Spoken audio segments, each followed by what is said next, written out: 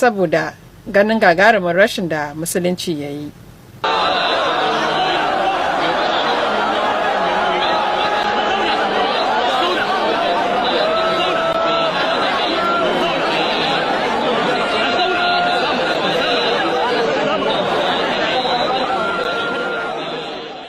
Shin wane ne Sheikh Jafar Mahmud Adam? An haifi marigayi Sheikh Jafar Mahmud Adam a garin Daura a farkon shekarar 1960. Marigayi Jafar ya fara tun sana'allo a gidansu a Daura a wurin mijin yayarsa Malam Haruna, wanda kuma ɗan uwansa ne na jini. Daga nan kuma sai aka mayar da shi wajen wani malami, Malam Umaru, a wani gari wai shi Koza da ke arewa da Daura a jihar Katsina. Daga Koza sun zo Kano tare da wannan malami nasa a shekarar 1971, inda ya zauna a makarantar Malam Abdullahi a cikin Fage.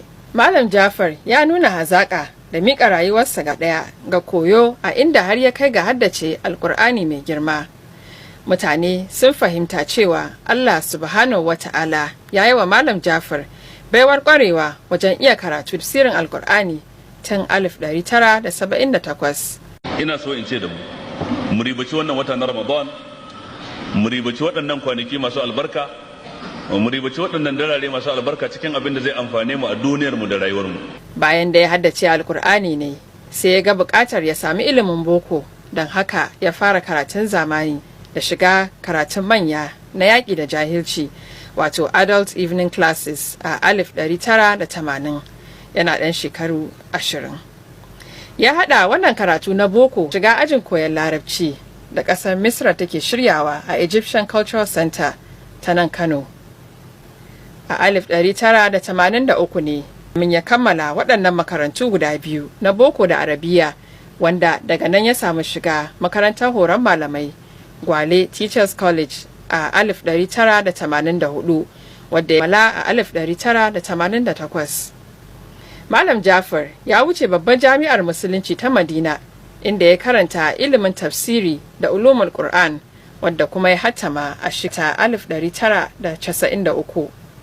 Bayan nan Sheikh Jafar ya samu ƙara karatunsa da digiri na biyu, wato masters, a jami'ar musulunci ta Durman a ƙasar Sudan. Sheikh Jafar Mahmud Adam ya yi karatu irin na soro, inda cikin malaman da suka koyar da shi akwai Sheikh Abdulaziz Ali Al-Mustafa ɗan ƙasar Masar, Malam Nuhu a unguwar Ɗandago da ke cikin Kano, wanda ya koyar da shi ilimin fiƙihun Malikiya. Akwai kuma Sheikh Abubakar Jibrin, limamin masallacin Juma'a na Jami'ar Bayero da ke Kano, wato BUK. Kasancewar koyarwa na daga cikin haƙƙi da albarkar ilimi, Jafar ya koyar da ɗalibai da dama. Daga cikin ɗaliban nasa har da Malam Rabi'u Umar Rijiyar Lemo, Malam Abdullah Usman Gadon Kaya da Malam Ali Yunus Muhammad.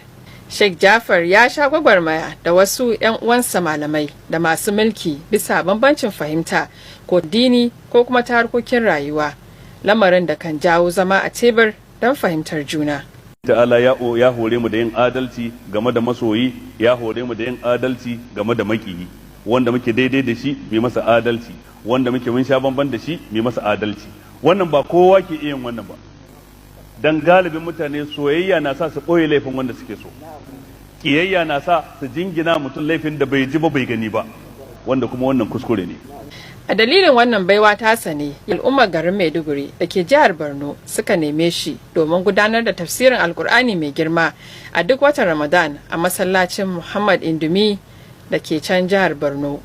Ka kasa zaune ka kasa tsaye, kwana 40 kwana 50 baka gida, ga kuma dukiyar kai baka zauna ka more ba, matarka bata ji daɗin ka ba, ƴaƴanka ba su ji daɗin ka ba, makwabtanka ba su ji daɗin ka ba, ko dangi.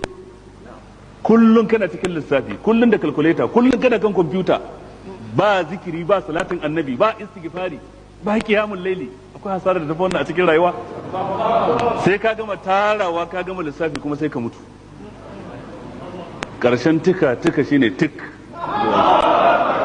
Sheikh Jafar ya rasu ya bar 'ya'ya 7 da suka haɗar da Malama Zainab, wadda a yanzu haka ta bi samun mahaifinta na yin tafsirin Alkur'ani da ta fara a wannan shekara ta 2022, daidai da lokacin da mahaifin nata ya cika shekara 15 da rasuwa. Ko dalili kaza ya zo a shari'a da yake tabbatar da hukunci kaza, to wannan shine nau'i zato na biyu. A tattaunawa ta musamman ta bayyana yadda suka rayu da mahaifin nata da kuma yadda ta gaji aikin nasa na karwa.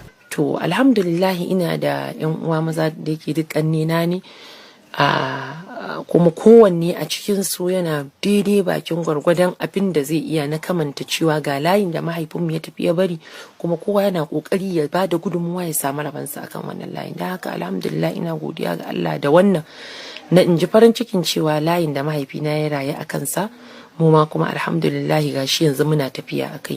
Kullum ina ji a raina babban abin da duk inda zan sa kafa in ji wani guri, sawa'un lecture ce ko tunatarwa ce ta minti ɗaya zan yi a wurin nan, abin da ya kan fara faranta min rai shine idan na kammala abin da zan yi a yi wa mahaifina addu'a.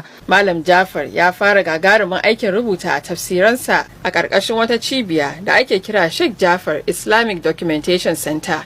Marigayi Sheikh Jafar Mahmud Adam ya gudanar da daukacin rayuwarsa ne bisa tafarkin yada addinin musulunci don nasar da al'umma akan turban ma'aikin Allah da sahabbansa. Yana mai koyi da malaminsa Sheikh Abubakar Mahmud Gumi wajen kira da riko da sunnar manzo sallallahu alaihi wasallam. Allah ya ji kan Sheikh Jafar Mahmud